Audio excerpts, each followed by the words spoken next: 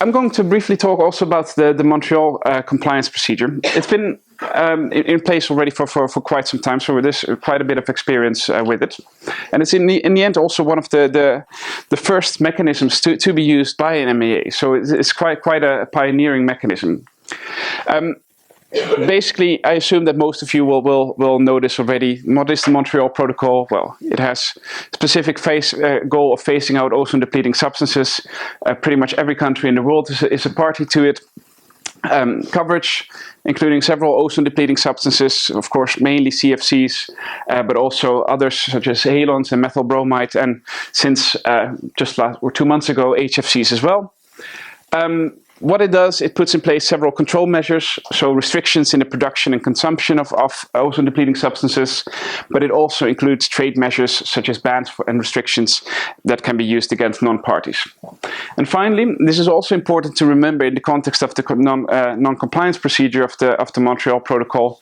It puts in place a multilateral fund which can assist so-called Article 5 countries, so the developing countries, in implementing their obligations of the Montreal Protocol. It has provisions for technology transfer, and in the end it has a grace period, which means that developing countries can take longer to implement their obligations under the protocol. Basically, just to give you an overview, and maybe some of you know this already, this is just one of the phase-outs that the Montreal Protocol uses for CFCs in this case. So you see that the blue line is for developed countries, so that's brought forward. The red line is for developing or Article 5 countries, so their phase-out is delayed, and so basically they have more time for ultimately phasing out their CFCs and other ozone-depleting substances. But we won't necessarily go into too much detail about the provisions of the Montreal Protocol. So the non-compliance procedure of the Montreal Protocol is, in the end, it's one mechanism out of many used in the ozone regime.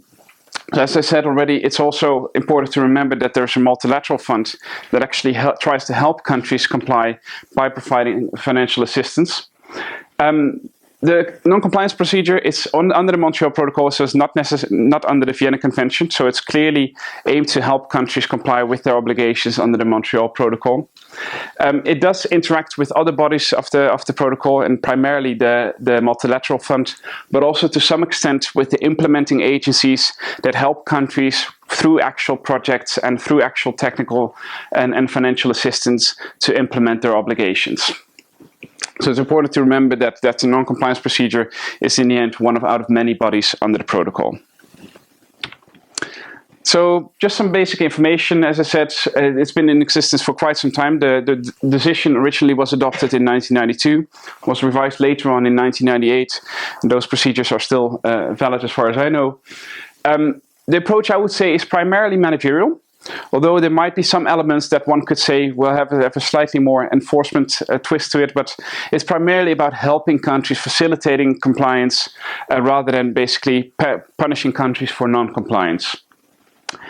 In terms of the institution who makes these decisions, as you already saw, it's the implementation committee of the Montreal Protocol. It has 10 members from 10 parties, 2 from each UN region, to make sure that there's a geographical balance between the different countries.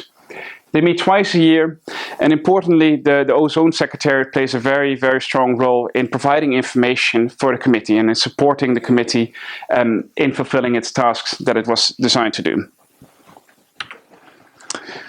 So, just to very briefly, what are the obligations that the compliance committee is, or the implementation committee is in the end looking at? So it's looking at reporting obligations, so the annual reporting by countries on their data, on the base years that they've provided and the baseline information that they've given, but also on some of the measures that they've taken. So have they been indeed been phasing out the consumption and production of ozone-depleting substances, and have they been putting in place the necessary measures to make sure that trade bans, for example, are applied with non-parties. So it looks at the key obligations in the end of the Montreal Protocol.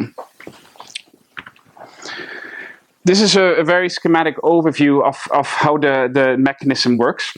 And this is very nicely produced by the Ozone Secretariat.